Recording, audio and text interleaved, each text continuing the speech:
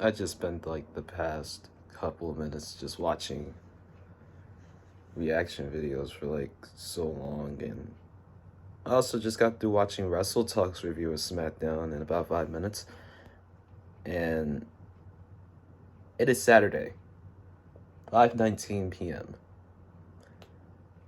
Yeah, I've been tired, busy, and just flat out lazy. Do I say lazy when I've really been playing Black Ops 4? I mean, does that count as laziness? But no, I did watch SmackDown last night, and I wanted to do a review last night, but I got tired. I got bored, actually. And I didn't actually feel like putting out a video because I just got through like taking like a small nap.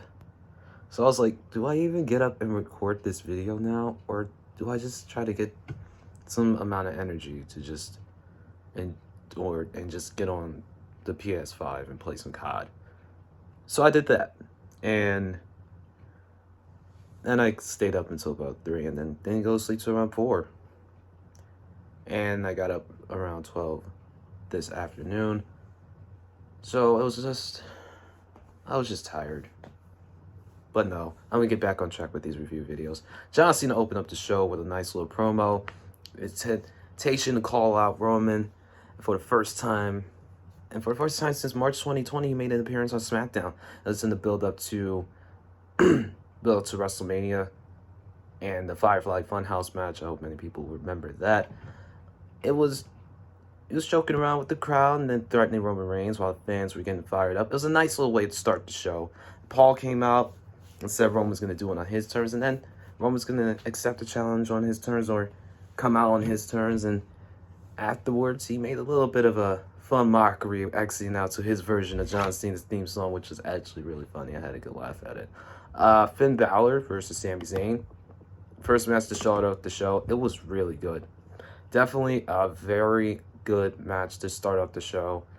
And Finn still has the coolest entrance in WWE. Yeah, I said it. And when you get two great wrestlers, you get Finn, you get Sami, of course, back and forth. The exchange is always going to be nice.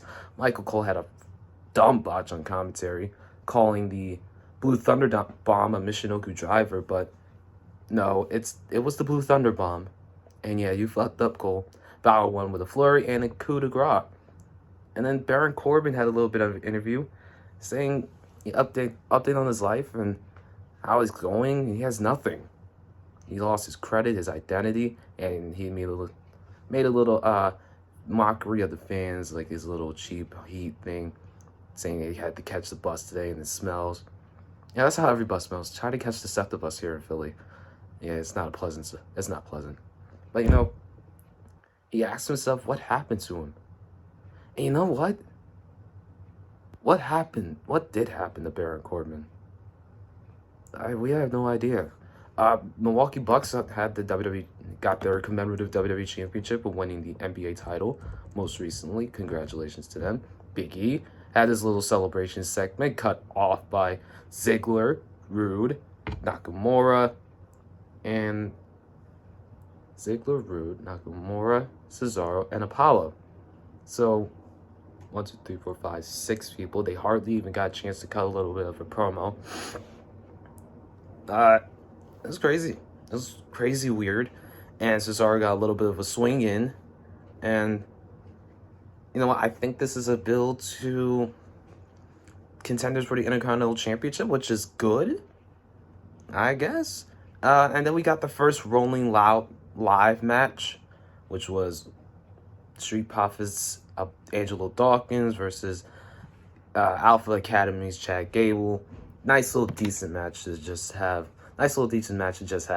with Angelo winning, and a nice little exchange. But the crowd was not really that hot for it, or wasn't even loud, ironically.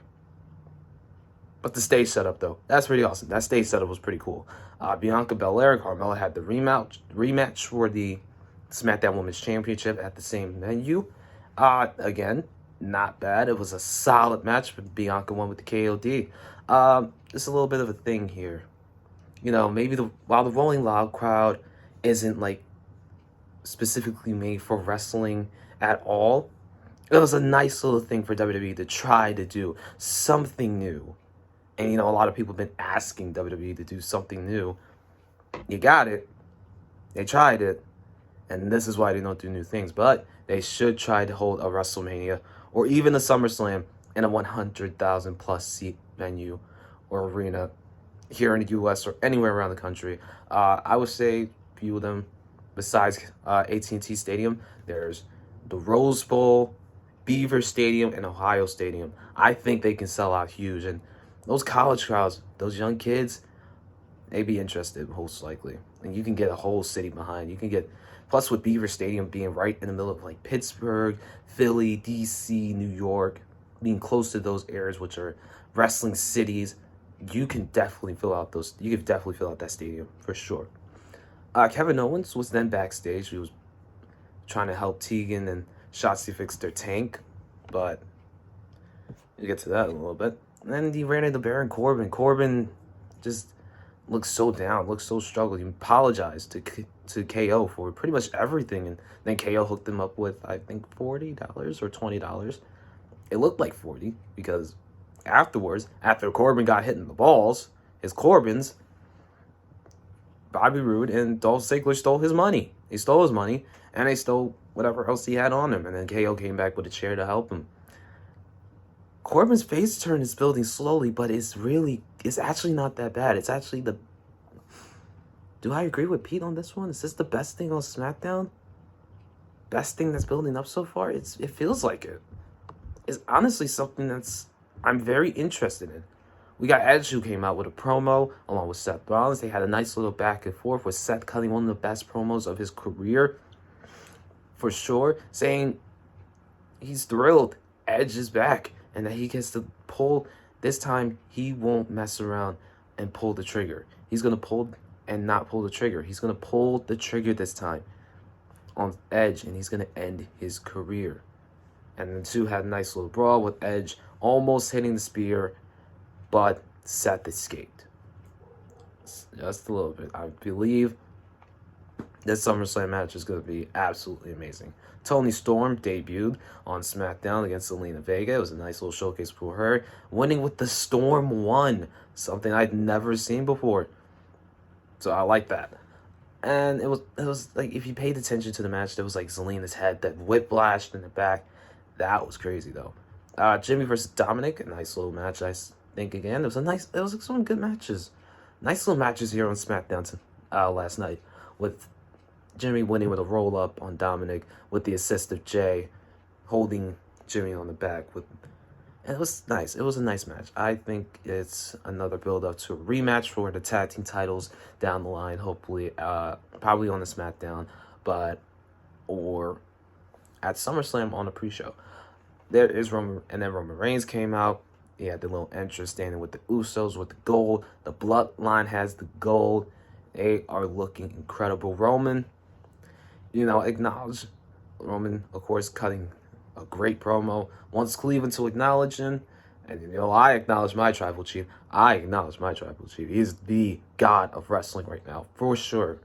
And, it was great to hear Roman, when he's been cutting his promos recently, has been absolutely fantastic.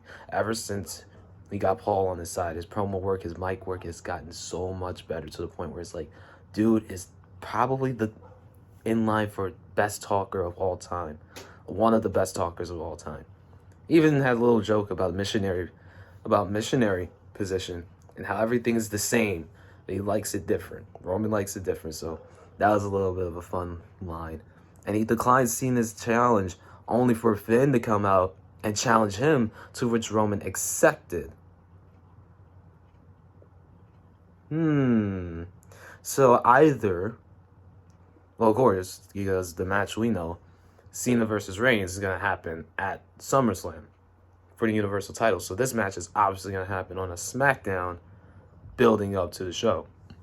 But Jesus, Finn Balor versus Roman Reigns for possibly the Universal Championship?